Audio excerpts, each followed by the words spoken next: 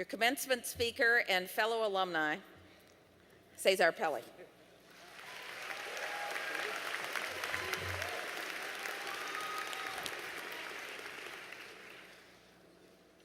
I must start by congratulating you all, graduates of the University of Miami. It is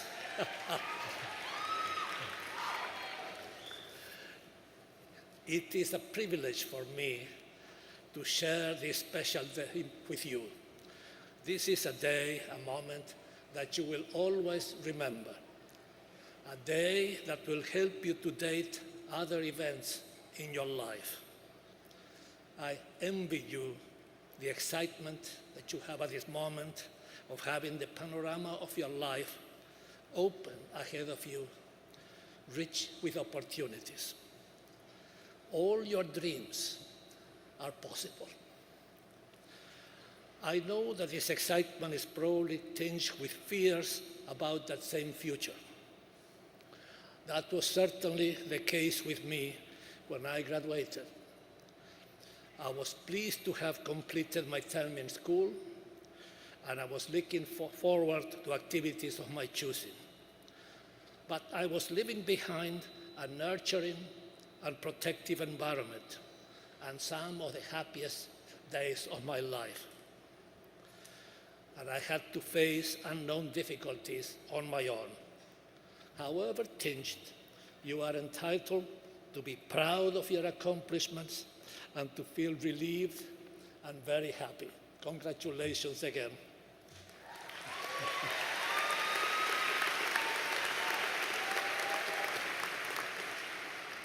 I thought much about this address, what essential truth about life I should communicate to you.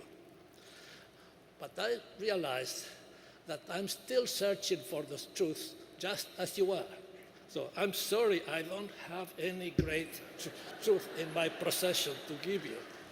So all I can give you is just to tell you something about my own experience that may be of some use to you. My years at the university students were very exciting. I went to school in my hometown of Tucumán, a provincial city in the far north of Argentina, at about the same latitude as Miami, but unfortunately very inland, no ocean for me. There, the system required that I choose a career in order to enter the university, and I chose architecture, without really understanding well what I was choosing. But I was lucky, and architecture proved a most rewarding choice for me. It continues to reward me every day. Now, why was it rewarding? Soon after entering school, I discovered that I had or could develop the basic skills and talents to function well as an architect. I also enjoyed the deep pleasure of giving form to things, buildings in my case, and I was very attracted to the possibility that if I became a really good architect, some of the buildings could be works of art. That is, they could transcend their function and their physical fabric. All of this was very attractive, and it helped me make an effort to study other less enjoyable subjects, such as mathematics. I loved geometry, but I truly hated calculus.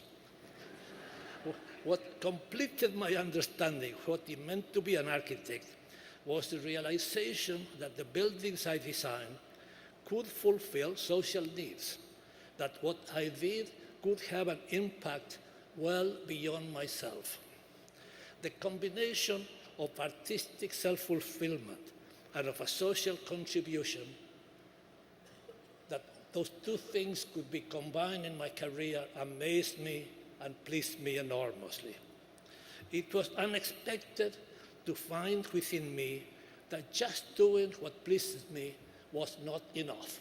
I would have assumed it was, but it wasn't. Somehow, on trying to understand what could best satisfy the needs of others or to enhance their enjoyment, I became more fulfilled, and my satisfaction was longer lasting, even if the designs were purely theoretical as they were then. Years later, when I had the opportunity to design and see built real buildings, this feeling was magnified because I could appreciate how others were using what I had planned for them and how particular aspects of my design gave others pleasure. This was truly and deeply rewarding. Then I understood that for me, this is the essence of architecture and its most appealing quality.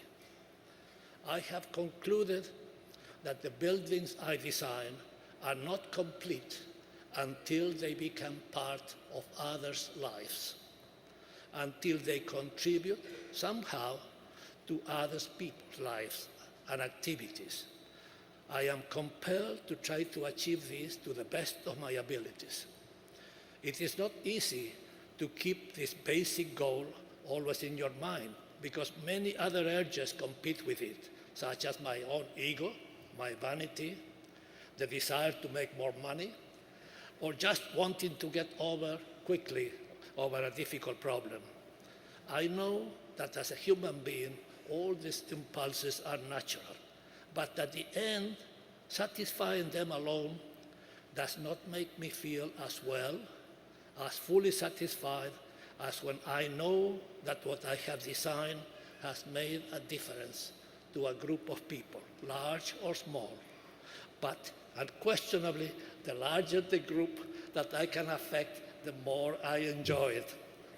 And if my design is also beautiful and others agree with me, that is just fabulous. When I left school, I was supposed to be fully prepared to make a living as an architect. Perhaps some of my classmates were, but I surely wasn't. Only much later I realized how thoroughly unprepared I was at the moment of graduation.